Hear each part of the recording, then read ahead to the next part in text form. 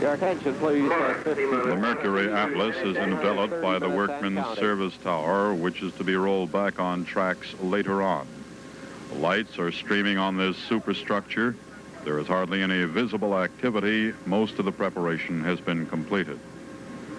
About the only part of the vehicle visible is the base of the Atlas booster. On the stainless steel skin of the rocket is printed the number 109 and the model number D.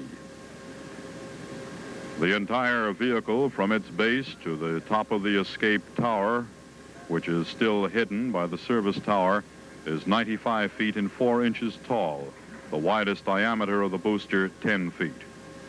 Some 65 feet up, atop the booster section, and at the moment hidden by white corrugated metal doors, is the capsule, the spacecraft itself, Friendship 7.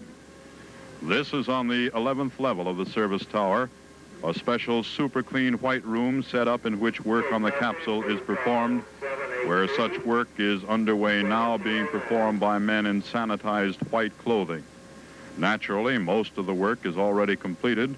No major work had to be done on Friendship 7 since January 27th, when the launching was delayed because of weather after pilot Glenn spent 5 hours in the capsule. The capsule is colored black for maximum heat control. It has on it a piece of paper with some instructions. The outer skin of the capsule is corrugated for strength.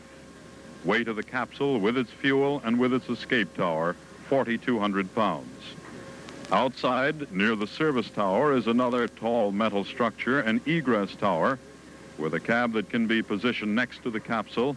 It stands by to receive the astronaut after the service tower is rolled back, if for some reason the pilot decides in the late stage to leave the capsule. An elevator then would lower him to the ground. So Complex 14 stands quietly, the lighted focal point at an otherwise expanse of blackness on this jutting point of Florida's Atlantic coast. The people here wait for the astronaut. They look frequently at the sky above to see how thick are the clouds. A heavy cover could delay the launch. Herbert Kaplow at Launch Pad 14, Cape Canaveral. They've been gathering here. People are sleeping in pup tents along the beach, rolled up in blankets and sleeping bags, cots, inside their cars. However, we notice one thing: the crowds at least are not as large this morning as they have been in previous mornings. Perhaps many of the people who ordinarily come to these launchings have been disappointed before so many times by the postponements, but we expect them to be out later. On January 27th, when we almost launched Colonel Glenn into orbit, the crowds numbered between 50 and 75,000. These were police estimates of the numbers of people lining this beach between here and Port Canaveral, a point about 3 miles from where we're standing. Many of the people come out on the beach and cook. They have picnics and they watch, but they watch in all seriousness. It's really no carnival atmosphere.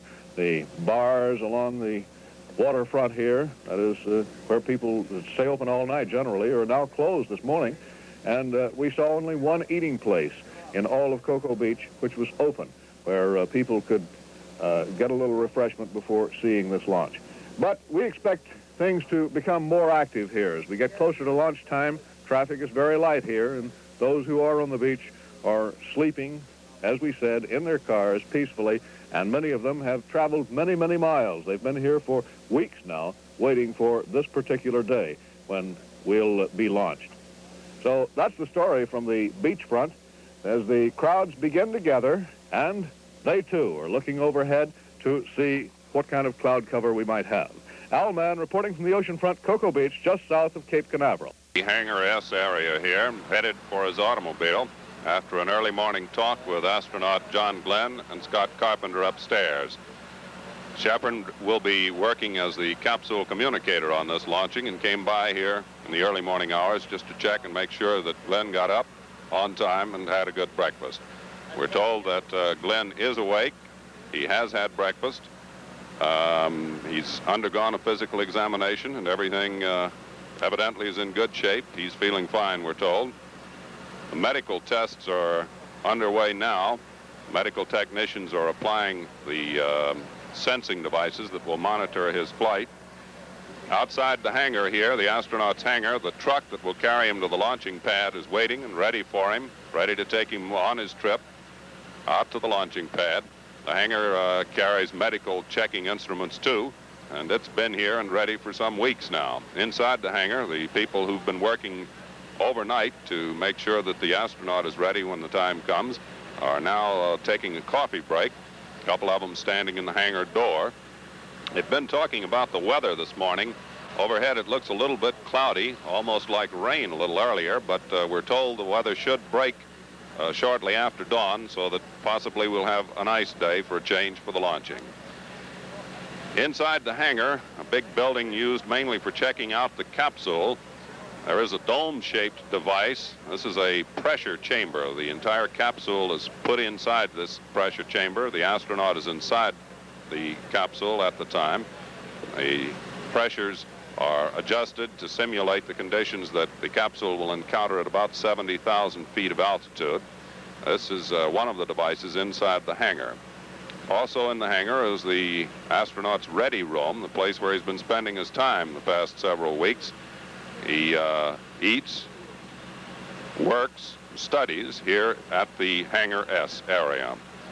All of the officials, the medical team, and the astronaut himself are ready. We're told that the rocket's in good shape, and everybody's just waiting now for the moments to tick off on the countdown, and then the time to come when the astronaut will walk out of the hangar. This is Richard Bate at the Hangar S position at Cape Canaveral. This is Colonel John Glenn, the astronaut, walking along carrying his portable air conditioning unit. It seems to be a new type of unit this time. Walking beside him is the doctor, Bill Douglas, and up the 4 steps now and into the transfer van. His helmet is on this morning. He's not carrying it in his hand. A couple of the doctors and technicians boarding the van with him. Dr. Howard Minners, as well as Dr. Douglas, his personal physician. The men beginning to move around the transfer van now, getting the door shut, beginning to get ready to unplug the ground power supply. This van carries its own motor for producing its electricity in motion.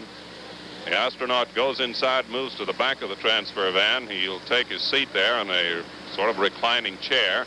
All of his instruments will be plugged into the devices which monitor his heart rate, blood pressure, breathing rate while he's going out to the pad. One of the truck technicians now pulling the ground power plug off the side of the truck, and the truck will begin to move out very soon.